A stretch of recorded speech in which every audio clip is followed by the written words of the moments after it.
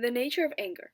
Anger is an emotional state that varies in intensity from mild irritation to intense fury and rage, according to the Charles Spielberg, PhD and psychologist who specializes in the study of anger. As well as other emotions, anger is accompanied by psychological and biological changes. When you get angry, your heart rate and blood pressure goes up, as do the levels of your energy hormones, adrenaline and noradrenaline. Expressing anger. The natural way to express anger is to respond aggressively. Anger is a natural adaptive response to threats. It inspires powerful, often aggressive feelings and behaviors, which allow us to fight and to defend ourselves when we are attacked. A certain amount of anger, therefore, is necessary to our survival. Anger management. The goal of anger management is to reduce both your emotional feelings and the psychological arousal that anger causes. You cannot get rid of or avoid the things or the people that enrage you. You cannot change them, but you can learn to control your reactions. How to manage anger. Simple relaxation tools such as deep breathing and relaxing imagery can help you to calm yourself down. There are books and courses that can teach you relaxation techniques which you will be able to apply. Steps to take in order to control anger. Breathe deeply from your diaphragm. Slowly repeat calm words such as relax or take it easy.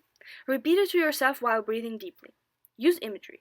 Visualize a relaxing experience from either your memory or your imagination. Slow yoga, like exercises, can relax your muscles and make you feel much calmer. The person who has anger management problems should practice these techniques daily and should learn to use them automatically when in tense situations. Management of Boca Raton. Boca Raton program provides individual, couple, and family counseling services. They provide help for anger management for teens and adults, case management, and parent condition. They focus on different age groups: children from 6 to 10, teenagers from 14 to 19, adults, elders, 65 plus. Boca Raton Center has licensed mental health counselors, registered nurses, educators, parenting coordinators, Florida Supreme Court certification, and others.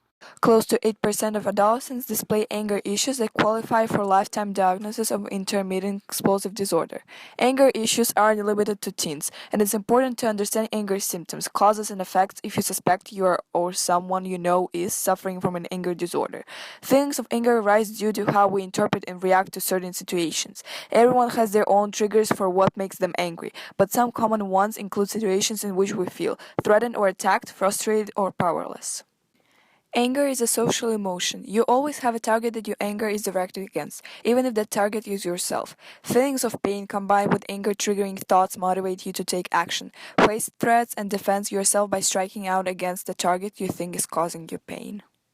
Like other emotions, anger is experienced in our bodies as well as in our minds. As you become angry, your body's muscles tense up. Inside your brain, neurotransmitter chemicals known as catecholamines are released, causing you to experience a burst of energy lasting up to several minutes.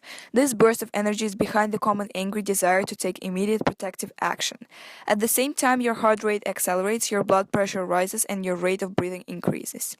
Your face may flush as increased blood flow enters your limbs and extremities in preparation for physical action. Your attention narrows and becomes locked onto the target of your anger. Soon you can pay attention to nothing else. After that, you're ready to fight.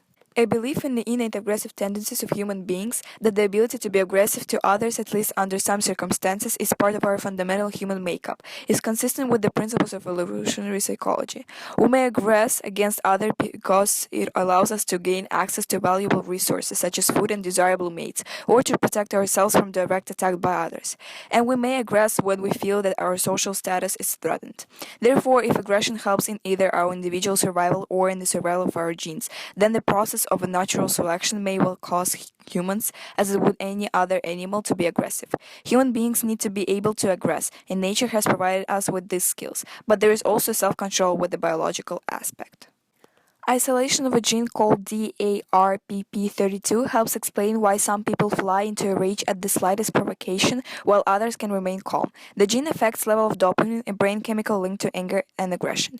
Those who display more anger have less gray matter in the amygdala, a part of the brain that helps keep our emotions balanced. Anger management and tendency of anger are parts of heredity. Some causes of anger are witnessing poor anger management, experiencing abuse, mismanaged stress, being taught that expressing emotions is unacceptable, low self-esteem, low frustration tolerance, hiding others' emotions, lack of sleep, medications. Many celebrities have also struggled with anger management problems. Some of these include Mel Gibson, Alec Baldwin, Chris Brown, Mike Tyson, Charlie Sheen, Naomi Campbell, Christian Bale, Courtney Love, and Grace Jones. One of these celebrities that eventually took control of their problem was Mike Tyson. He also spoke about his story in an interview. Mike says that his mother was abusive to him and his siblings, also abusive to her boyfriend Eddie. Mike said that he always had a problem with women because of his mother. He says that she made him think of women as being equal in physical confrontation, causing him to act violent around them and approaching them very seriously as he would to another man. Mike says after he had gone through drug and alcohol problems, the loss of his own daughter, and numerous crimes he committed, he gave up to a, quote, higher power. He's now married today and says that he has a better handle on his life. Now we'll show you some experiments done in the field of anger management. The research about fear, anger and risk was conducted by Drs. Lerner and Kellner. The authors predicted and found that fear and anger have opposite effects on risk perception. Whereas fearful people express pessimistic risk estimates and risk-adverse choices, angry people express optimistic risk estimates and risk-seeking choices. These opposing patterns emerge for naturally occurring and experimentally induced fear and anger. A study conducted by 3 psychologists was about catharsis and persuasive influence. In Study 1, participants who read a pro-catharsis message, claiming that aggressive action is a good way to relax and reduce anger, subsequently expressed a greater desire to hit a punching bag than did participants who read an anti-catharsis message. In Study 2, participants read the same messages and then actually hit a punching bag. Contrary to the catharsis hypothesis and to the self-fulfilling prophecy prediction, people who read the pro-catharsis message and then hit the punching bag were subsequently more aggressive than were people who read the anti-catharsis message. 3 psychologists also studied the influence of incompatible reactions. 120 passing motorists were delayed for 15 seconds at an intersection by a Confederate who failed to move his vehicle after the light turned green. Prior to such annoyance, subjects in 3 groups were exposed to experimental treatments and designed to cause them to experience reactions incompatible with anger or overt aggression. Results indicated that individuals in this group were more reluctant to honk their horns at the Confederate and showed fewer overt signs of irritation than subjects in 2 control groups not exposed to such treatments. The 4 most important words for our work are physiological arousal, the set of physiological reactions, such as the increasing of heart rate and breathing, that immediately follows a stimulus. Fear, a vital response to physical and emotional danger. If we didn't feel it, we couldn't protect ourselves from legitimate threats. But often we fear situations that are far from life or death, and thus hang back for no good reason. Fight or flight response. The response of sympathetic nervous system to a stressful event, preparing the body to fight or flee, depending on the emotional state, anger or fear. Catharsis. In psychology, the idea that releasing aggressive energy through action or fantasy relieves aggressive urges.